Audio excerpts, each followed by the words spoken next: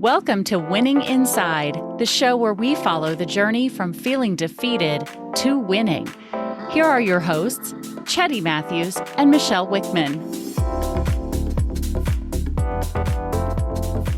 Hello, amazing people. Welcome to the Winning Inside podcast, where we discuss real issues, insights, and solutions to help you thrive in your day-to-day lives. We know life happens, and we choose to be a spectator or a participant. Michelle. Oh my God.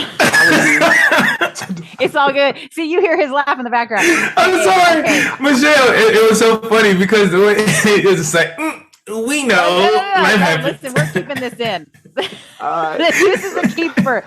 Like, we like to add color to our lives, and this is just the reality of who we are. Plus, Prince. I love it. Yes. I'm introducing your name now, but I haven't introduced you officially. But Prince, you are not used to the facial expressions that I add to Zoom that Cheddy has had to get used to over the last year. So I should have warned you prior to starting this recording, but I do make super weird facial expressions, and Cheddy's just like had to keep his face together this whole year and like not bust out laughing. But of course, we have a guest on, as everybody can tell. But we have to behave. We're going to act like adults today. No, I'm sorry. My face doesn't work that way. My face has a mind of its own. I literally call myself out on that. Like, I was getting reviewed and feedback from a Zoom submission that I had for my life coach school. Yeah. And I said, the first thing it said, like, you know, what would you like to improve on? Every single time I'm like, my face. Your face is, you think you're stuck with your face. I'm stuck with it. But like, I gotta be aware of the expressions and make it nice and neutral and pleasant. But like, you know, none of those expressions that I come with. So hey, I thought everybody. about doing a video podcast so people could see your face. I actually thought about doing that because those things have to be captured. What now? Prince is getting a taste of what we're doing. But let's do this. We've already started. We're having fun. You guys are listening, trying to figure out what's going on.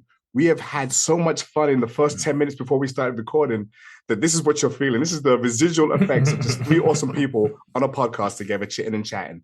And you're going to join us and enjoy the ride. So, Michelle, who do we have on today?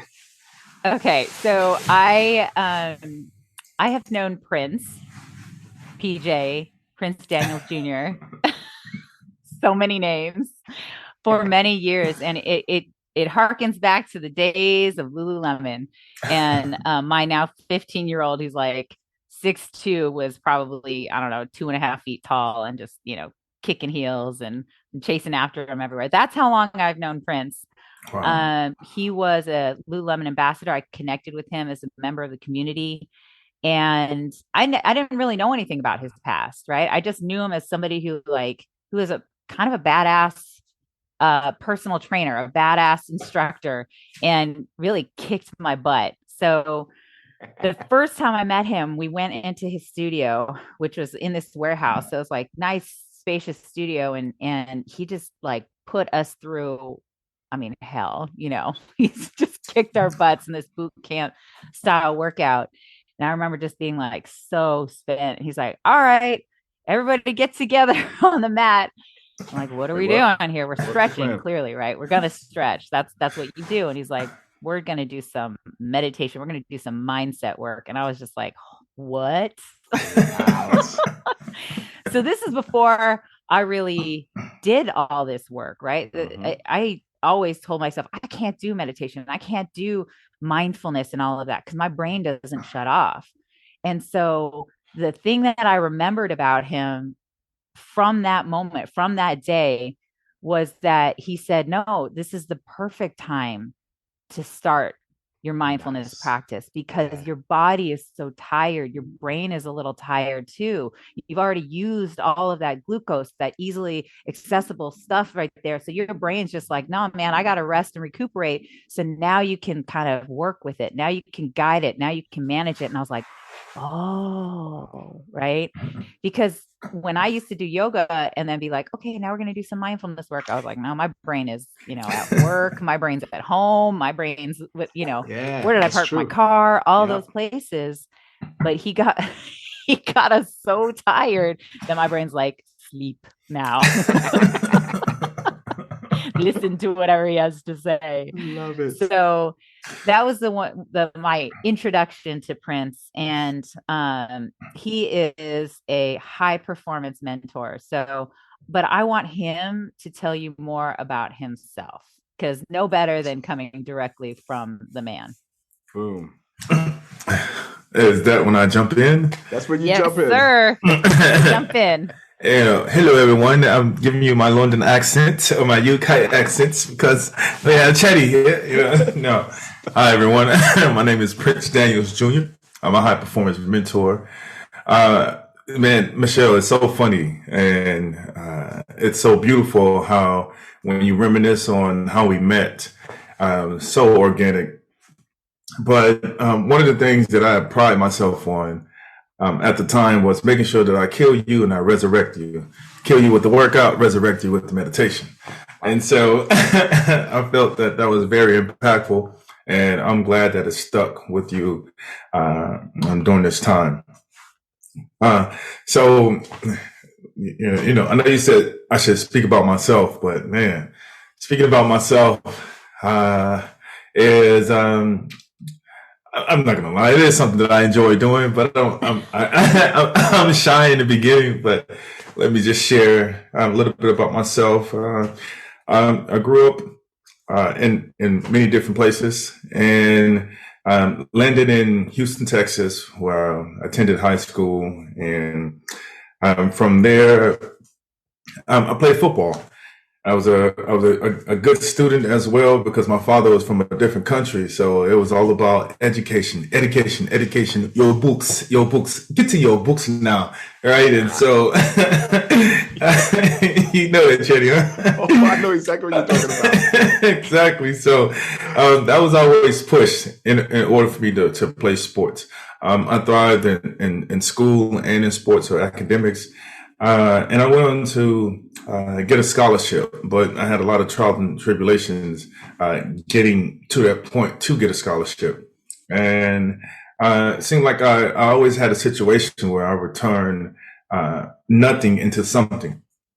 So I got recruited in high school, highly recruited, and I had a difficult time with the standardized tests. The ACT, SAT, so I didn't do so well. So when it came time for me to have get a scholarship for signing day, I scored low on the standardized test, so which did not allow for me to get a scholarship from other schools. Hint, I actually took the test myself several times. Other people had other people taking the test for them, so I just want to put that out there. You know. I mean, I just had a lot of pride, and plus my dad paid for some of those courses. And when I didn't pass it, one of the things he's like, "Are you stupid?" I was like, "Oh man!" So so there was nothing that I could do to get around that. So eventually I passed it, and there were no more scholarships left. The recruiting season was over, and luckily for me, some coaches came to recruit at a high school, and they saw me. We had a chance to talk. I went to go to have a visit in Atlanta, Georgia, at Georgia Tech. And one thing led to another. It was like a handshake. And then, I submitted the letter to Georgia Tech, and I became a student athlete at Georgia Tech.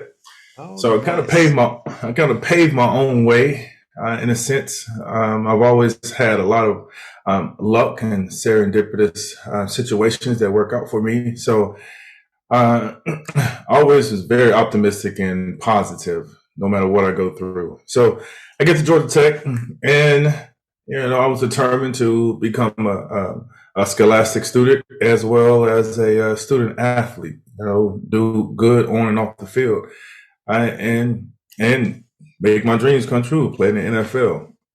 So I went on to do that, and I did make it happen. I still was faced with a lot of trials and tribulations. One of my coaches told me that I sucked and that I wouldn't amount to anything. And I didn't understand why he would say such a thing to a 19-year-old that's looking to discover his way that was sheltered for a very long time. So I was just looking for some guidance. That's all that I needed. If you give me the answers, I could take it and run a mile with it. Actually, I could take it and run 100 miles with it.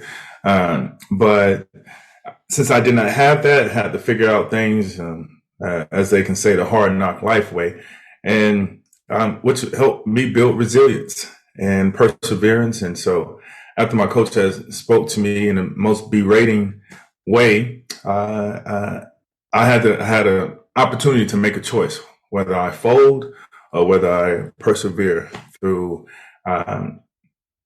his narrative that he painted for me. And that was that I wasn't going to play at Georgia Tech, and I was just only as good as a special teams player. I wasn't going to be a starter at Georgia Tech. So you have to prove the naysayers wrong. And one thing that people cannot measure is your heart and what's inside of it. And that's another thing that I would like to talk about later in terms of like mindfulness and meditation, about how we do not show gratitude and kindness for our heart, the one organ in our body that has been beating and working since our inception. Even when we're asleep, it doesn't take a moment off, a day off, because if it does, then you're deceased. So that was really incredible for me to be able to persevere and push through. What my coach told me, I had a great support system, my family, but I was able to push through. And then from pushing through, I ended up getting drafted to the Baltimore Ravens. So in college, I broke NCAA records. Went down as the number 5 top rusher in Georgia Tech history. So not too bad for a walk-on who was 7th on the depth chart, moving all the way to number 1. I get drafted by the Baltimore Ravens in 2006, the 132nd pick, the 4th round. Played 3 incredible years with the Baltimore Ravens, but then my career was cut short due to injuries. After that, I had a self-identity crisis, because it's the one thing that everybody in this world goes through. And that number one thing is transition. So we all go through a transition, whether it's coming home from work and going into the house, getting out of the car, going into the house. So you got to transition from all your work stuff and not making sure that you bring it home if you have a family, or if you come home to your dog and you don't want to come home to your dog and start hating your dog because your dog is happy that you're coming home. So you have to become mindful of this transition and where you are at the moment in time. So just having your feet on the ground and your head in the clouds is a good way to describe how you need to become present in the moment before you make that next transition. So after I was prematurely discharged from the NFL, as I mentioned, I had a self-identity crisis. From there, that turned into a depression. And then from that depression, it led to suicidal ideation and suicide attempt. And luckily, I had been going to a monastery, been living with monks in America, in a monastery in the Ozark Mountains of Arkansas. And luckily, since I had that briefing and that experience of going to the monastery, when it came down to my lifeline, and when I needed it the most, it was something that I was able to lean upon to be able to rediscover my true identity, and from there be able to recreate myself, persevere through those sabotaging and debilitating mental thoughts, because they really do play a number on you. Because if no one has ever taught you how to manage your emotions whenever you are thrusted into an emotional state or space that you are unfamiliar with how to deal with it, and no one has told you, oh, you should go to counseling or therapy, it will help. If you're not familiar with those tools that are available, you avoid them at all costs. And so I was able to work through my mind with a lot of meditation, but also with a lot of writing that was very therapeutic, and it just allowed for me to become a greater version of myself and push through, and that is what led me to who I am today. So once I went to the monastery, and I got my Kung Fu Panda on. I don't want to equate it to a cartoon because it's totally far from a cartoon. But when I say I got my Kung Fu Panda on, this mean I became enlightened, and I started to see more what the world had to offer. I started to understand who I am as an individual, my cells, my atoms. I'm getting scientific with it, and just the practice of mindfulness and meditation, and how it opens you up to be able to connect with something that's bigger than you, and also connect with you, which we do not get an opportunity to spend quality time with us, because we're spending a lot of quality time working or doing something else. And that's what that experience afforded me, the opportunity to know who I am first, and then be able to learn everything else that I need to learn in this world to survive and thrive and achieve greatness. Yeah. So that's my story. I want to I know that I just want to bring it back a little bit, because it's so funny how you say it so casually. You're just like, oh, I did this. Yeah. It's like you went from no scholarship, walk on, to being a starter, to getting drafted, to playing in the NFL, to it, those opportunities, those achievements alone are huge. Mm-hmm. And the fact that you did it, like you said, you had the support of your family. That's a beautiful thing. But it's not like you had these coaches that were like, you got this. Come on, you got this. No. You had the straight up opposite of that. Total opposite. I was going to say that. So you had to find it within yourself, and then also, there's an element of creating it with the people and the camaraderie of your teammates, and knowing who your people were around you, right? Right. And you told me that you actually started practicing mindfulness in college, right? Actually, in high school. Just from mm-hmm. I remember you telling me the story before where you're like, I really had to get into it in college, right? Yeah. And that shifted your performance to the point where you're hitting those fifth all time, which, by the way, all college records are destroyed now because of the pandemic. Thank you very much for the 6th and 7th year seniors that are out there. I'm like, how is this possible? But everybody's records are just gone, right? Exactly. So anyway, the point being is to go from that, and then also knowing that you had this tool that I guarantee you 99+% of the students out there don't have access to this tool. We all have access to it, but we don't utilize it. We don't even see that it's there, right? So where that took you, even in college, to hitting records, to, I think you had a record even in a playoff game, didn't you? Yeah, a bowl game. Yeah. 311 yards. They said 307. It was 311 yards and 4 touchdowns. I got the stat book. Right. Right. And 4 touchdowns. And in 3.5 quarters.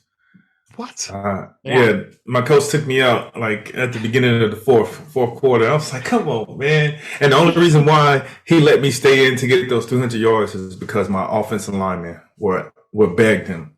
It's like, coach, he is so close to 300. Please, can that's awesome. So, I love that. Your team was your family. My team was my family. That's so beautiful. But that, I think that speaks to your character too, right? We don't want to just elevate people just for the sake of it. They loved you, right? But it's kind of hard not to. You guys can't see him, but Prince has this huge smile. Go find him on Instagram. His links will be in the show notes. He has this huge smile.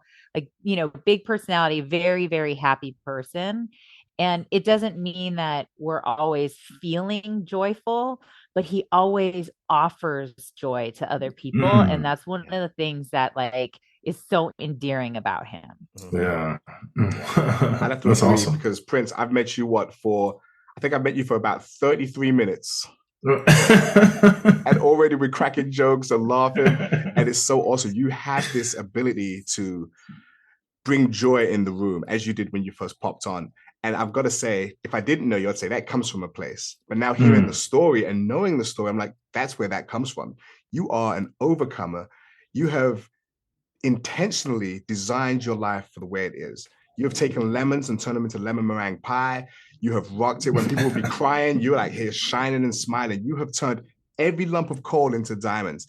And it's really, from my standpoint, it's amazing to watch. It's impressive. The things you've spoken about, you've hit like 3 of our episodes just in basically just talking.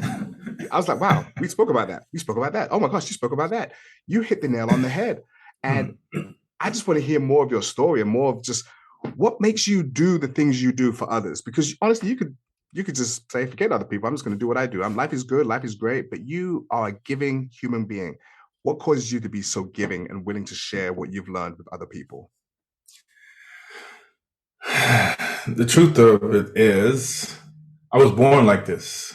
I was born into joy.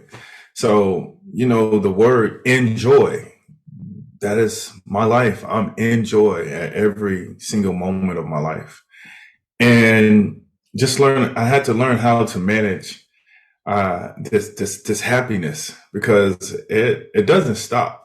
And even when I want to turn it off, it still seems like I'm still happy about life. Even when I was at my lowest, I, created this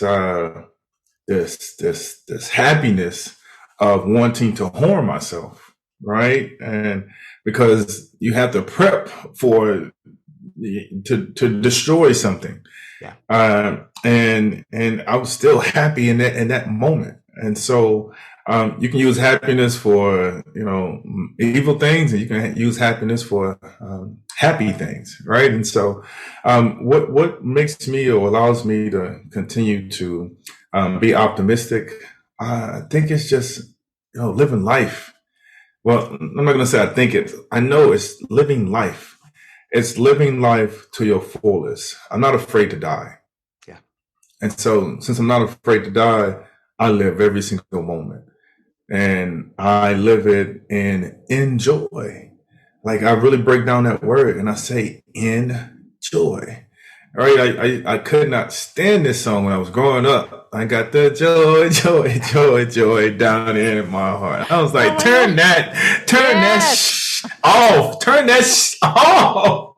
I'm not going to curse. I just did the shh. But look at you now. I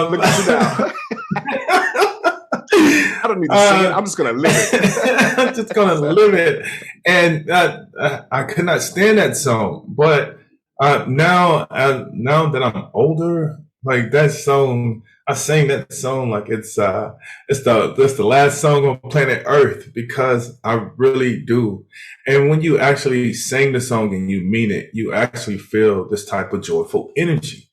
And it's the energy that's in me that allows for me to channel and harness that concentrated energy, and just understand how to use it and what to use it for. And so I do feel that I was put here to remind people about love and happiness, not only for others but for yourself as well, and how we can evolve as human beings and evolve our consciousness and enhance it and enrich it as well, because these are the things that we don't get an opportunity to do within this small timeline when we're alive. We are distracted with so many other things and keeping up with the Joneses, making sure that we have a successful business, making sure that our kids have everything that they need, making sure that we are just wearing this hat and wearing that hat and appeasing these people and appeasing that person. And so I am that individual that came here to remind others, like, don't forget about yourself. Don't forget about yourself, because that's the most important thing. Because as you are catering to everyone else, if your health fails on you, then you do those other individuals a disservice, because you never took care of yourself to be able to keep this plan that you have continuous. And so I just remind you, hey, check on your health. Make sure you're doing this. Make sure you check in with yourself every single day.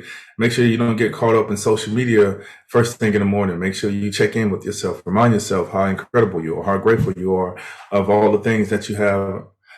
Remind yourself of your heartbeats. Your heart has been beating since the inception, and it's going to stop beating when you die. But for now, like, actually boost your heart. Give it strength, give it energy by putting your right hand over it, not saying the Pledge of Allegiance, but saying, like, thank you for all of your hard work. I appreciate you. Thank you for keeping me alive. These small things it's those intrinsic things that you don't get a chance to see. It's the things that are so small, use the word infinitesimal, and you're not able to see the impact that it has. And so when you can actually show love, give thanks, gratitude to your heart, you actually impact it with that energy. In the same way you tell someone else that you love them, you appreciate them, it actually makes them feel euphoric, and they're like, wow, I'm feeling empowered. Like, yeah, thank you for telling me that you love me. And so the same thing with the heart. It has feelings. It's made of atoms. It's made of energy. So once you can realize that you have power as an individual to impact your own self, then you start to take action, and you'll see the results. I love that.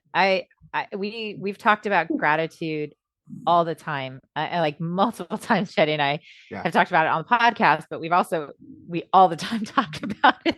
Like, we'll send text messages to each other. We're like, I'm so grateful. I'm so grateful. Like, I'm grateful for the sun, and I'm grateful for the blue sky, and I'm grateful for you, and I'm grateful for this journey and all those things.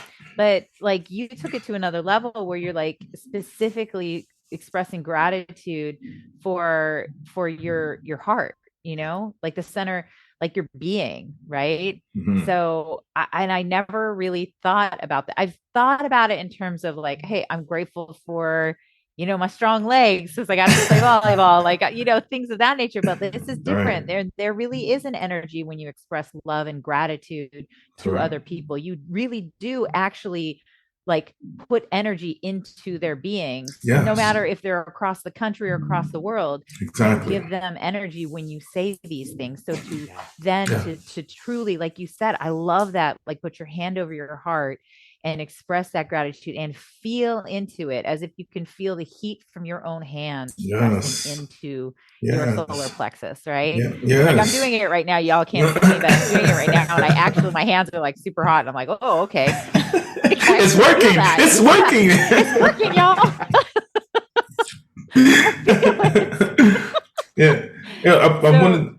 Go ahead, please. I was going to add one more thing. When you hear the word gratitude, it sounds so cliche. You hear a lot of people say it. I was in years ago, not say years ago, but when Clubhouse, is that right? Clubhouse? That app? Oh, yeah. Yes. Mm-hmm. Yeah. Yes. So when it first came out, I would hear people talk about gratitude this, gratitude that, and mindfulness and gratitude, leave with gratitude.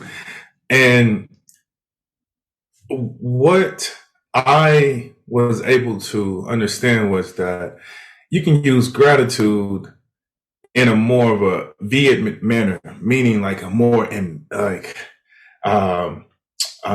like a yin and yang manner, like a more of an impact manner. Not as in like, oh, I'm grateful for like so jovial, like I'm grateful for this, I'm grateful for that, but more so as in when you're in a workout. This is what separates the good from the great. When you're in the workout and it's really intense and you have to look deep within yourself to keep going, most people say persevere, push through, they're hard on themselves, right? And you do, but that's still creating more of a challenge. And so you're overcoming each challenge. But when you say, I'm grateful for this moment, you get this surge of energy, and you're in the thick of it, and you're working super hard, and all of a sudden you hit this next stage and you go into the zone, and you're like, I'm grateful for this moment. Like, if you're punching the punching bag, or if you're running, or if you're in a fight, or if you're in a combat, you keep saying, I'm grateful for this moment. I'm grateful to be alive. I'm grateful for love. All of a sudden you start to harness that energy and really concentrate it, and it puts you in the zone. And when you get there, you come out of it and you don't recognize what you were doing in the moment, but you realize that something happened. It's because you've learned how to harness that grateful or gratitude energy into another space that allows for you to have this unlimited source of energy that keeps fueling you when you're tired.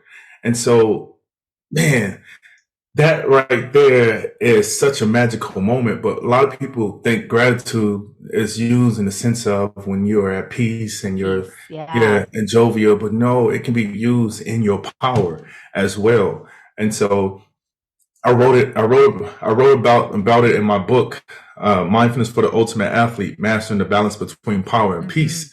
And so a lot of times people think that gratitude is only used to be peaceful, but you can use it also in your power as well, which makes you extremely powerful.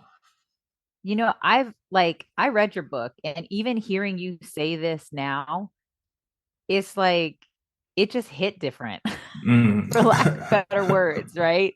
Yeah. It really did. And I could picture myself in like a fight camp workout, just hitting the bag. Right. And it's not with anger, it's not with aggression, but like you said, you use the word love, and Cheddy and I talked about love last week, and love is the most powerful energy. It's the most powerful emotion, right? Right. And it's expansive and it multiplies. So it's like, it's a source that's untapped. It's a source that can't be tapped. Right. It's endless. Exactly. So I never thought about it in that context until you said it now. Even having read your book, I was like, oh, dang, now I get it. So now I'm going to try it. Thank you. Try it. You got to keep exercising it, but you will feel it immediately once you start using it. The only thing is learn how to continue to use it. It's an endurance build. So you have to build the endurance. And once you get to the point where you're constantly saying that, when you're in the middle of combat or you get tired, you will feel yourself get so much energy to propel you into the next activity or space. And, you become grateful for the moment. Like, you literally become grateful for the moment. And that is the gift. That's why it's called the present. Love that. I love that. If you're listening to this podcast right now, what you have just heard is the blueprint of success from a highly successful human being. And if you listen to what he says, he said nothing new. None of the words he's used are new. The way he's applied them and put them together, and the way that he's put them together, is extremely new. His energy is extremely focused on his purpose. And he uses, as you said, getting in the zone by using gratitude with intensity. Who does that? But that's why you are where you are, because you've unlocked that. And I'm actually taking note of that, and I'm going to apply that, because success leaves clues. And you just dropped a whole bunch of breadcrumbs, sir. Those were a whole bunch of breadcrumbs, and I appreciate those. Thank you. Because you're right. We really can be very passive and very low energy in our gratitude. I'm just happy for this. I do that too. But what you said is, I'm happy in spite of. And you turn pain to power. You turn opportunities, you turn things that aren't opportunities into opportunities. You turn things that are benign into wins. You have dictated and turned your life's outcome based on your decision to be grateful in spite of the situation. That is a power move. If I had never seen one, seen it just now.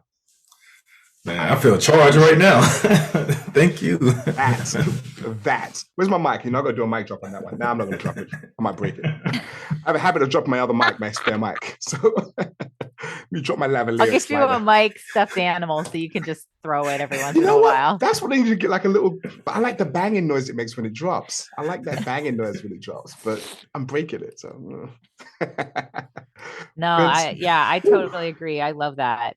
And I know, we could honestly talk for hours, but do you have any message? Is there anything that you want to share with people in terms of just, you have so much, there's so much richness there, right? Like you literally came from the bottom, like you hit practically rock bottom, and you weren't necessarily, in rehab or something like that, but like you were ready to end it, right? And you utilized all the resources that you had and created new resources in order to get yourself back to the space where you're just like, no, wait, I'm happy, like I'm in joy. And to get from that place to where you're at now is an incredible journey. And I am so grateful for you coming on here and sharing that with us. Things have been rough. Cheddy and I have talked about this. There's a lot of people who are hurting out there. Is there anything that you want to share with people in terms of, one, just like how they can apply what you've done, or just any message that you want to offer them? Yeah. Wow. So there are so many messages that I want to offer to people, but I also understand that I can't give all the correct answers. People have to apply the information that I share with them. But one in particular, DJ Twitch, I believe that's his name. We lost him, Yep. Some time ago, and the one thing I want to share with people, that there's always, you hear that cliche saying, there's always light at the end of the tunnel. But there's always light the next day. That's what I want to say. There's always light the next day, because when you end your life, you realize that it wasn't as bad. Well, when you end your life, it stops there. But when you push through, you persevere, you look forward, you have the curiosity to see what's going to happen tomorrow and the next day. You start to realize that it's not as bad as you thought it was. And for anyone that's looking to commit suicide or in a very vulnerable space, one day at a time. And during that time, learn about yourself. Spend quality time with yourself. Love on yourself, because not everybody is going to be able to be there with you in that dark time, because everyone has their own problems and their own things that they have to tend to. So it's going to be hard for them to stop what they're doing and cater to you. So it's one of those things that you definitely have to do on your own, but also get help. Now, later on, I did go to therapy. I did get counseling. But in the beginning, it was just pure determination of like, what am I doing? Like, I'm getting ready to harm myself. So, I put together a 3-day demise of how I was going to do it. I got to the third day, and something happened. Something disrupted my thought pattern. And it was meditation, which was my lifeline. So this is why I'm such an advocate for sharing this tool with people. And so, one, meditate. It is your medicine. Meditation is your medication. I cannot tell you the type of life that I have, the enriched life that I have with just having an awareness about myself, and being so comfortable in the unknown gives me all the confidence to be able to just go out into this world and be in joy, because I'm okay with being in the unknown, because I spent time in the unknown. And so when you spend quality time with yourself, you become familiar with yourself in the unknown space, which we are all afraid of. Because, people, we need to know all details. We need to know what time, what day, when, where, and what, and how, right? But if you can get into a space where you're uncomfortable with the unknown, it will give you insurmountable confidence. Number two, tell yourself that you love yourself. Like, literally, you do it. Say, I love you and I'm proud of you. And if you don't get it from other people, then don't wait for their approval. We are always looking for someone else's approval. Approve yourself. Tell yourself, look in the mirror, tell yourself, I love you and I'm proud of you. And you say it. In the beginning, it's going to sound like, I love you, I'm proud of you. This stuff is stupid. I don't know why I'm saying this. But as you continue to say it, it's a continuous thing. Do it over and over again. And about a week, 3 weeks, 4 weeks, several months, I love you and I'm proud of you become so deeply rooted in you. You say it with so much confidence. You exude that. And you actually start to see how you are proud of yourself and you love yourself. So, you're speaking,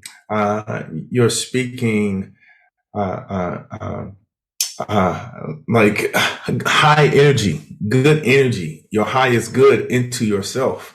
So you can use that and walk, with confidence. And the third thing is, have grace, have patience for yourself. Have patience. We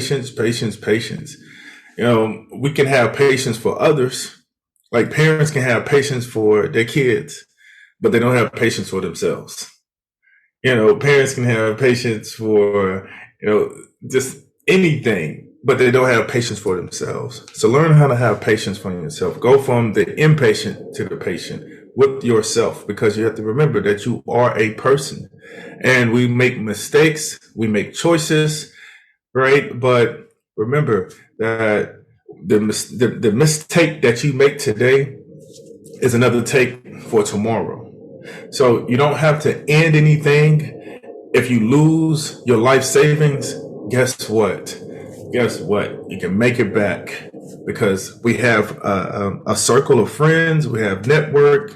You can let people know, share your vulnerability, and people will put you in a position to win again. So if you lose in one aspect of your life, don't think that it's over. That's just in your own head, because everyone else sees you as being successful or whatever else. And so you have to get out of your own head whenever you get into a funk. So those are my 3 lessons that I would share with someone if they are going through something. And I just want to tell you that I love you, and I don't even know you. But the reason why I can say that I love you is because I love myself so much. I realize that there's a connection between you and I from a spiritual standpoint and a energetic and atomic standpoint. And so when you can love this atom, this matter, these cells, you realize that we're all connected with one another. And so as Michelle had mentioned earlier, that word love is expansive. And so when you love yourself, it's easy for you to love others. Well, now that's a mic drop, Cheddy. I almost picked it up and said, I'm going to drop it now. I'm just going to drop it. We're done here, because that was audible gold. That right there. That was diamond encrusted audible gold. And there was so much to capture from that, from an elite human being. And I'll say that because you're a high-level athlete, but it's not because you're a high-level athlete, basically a world-class athlete. It's beyond that. You're a world-class coach, but you're a world-class high-level human being, because it's just how awesome you are. Just your ability to give love, as you've done on this podcast, as we just met an hour ago. You are amazing. And you can't help it. You can't help to sneeze that out of it. It just comes out. Oh, my bad. I just put some awesome on you. Sorry, my bad. Oops. And I appreciate you for exuding that and sharing that with us and the audience. Because I get a feeling people are going to listen to this and be better on the outside of this, on the other side of this. So thank you for potentially changing the trajectory of someone's life. Oh, my pleasure. For making somebody consider seeing this through to another day, or for having someone to love themselves. Just all the things that you just dropped. These are golden nuggets that you have given us today. And Prince, it is a pleasure to finally meet you in person, virtually. And hopefully we can meet again, because this conversation needs to be continued. Yes. Awesome. Thank you, Prince. It's such a pleasure having you on. I'm so glad we finally got you here. You're welcome. Thank you. I love it. So if you've enjoyed today's podcast, please subscribe, follow, and share. And most importantly, use whatever adds value to your amazing life. And remember, even if life puts barriers in our way, we are still moving forward. Sign in again for a new episode of Winning Inside. And for more information on where to connect with Prince, we will have information in the show notes on his Instagram account and any other way that you can connect with him. Thank you for listening to Winning Inside with Cheddy Matthews and Michelle Wickman. If you enjoyed today's show, please make sure to click the follow button, rate and review at Apple Podcasts, Spotify, Audible, or wherever you get your podcast. You can connect with Cheddy and Michelle at winninginside.io. Keep listening. Another episode is coming soon.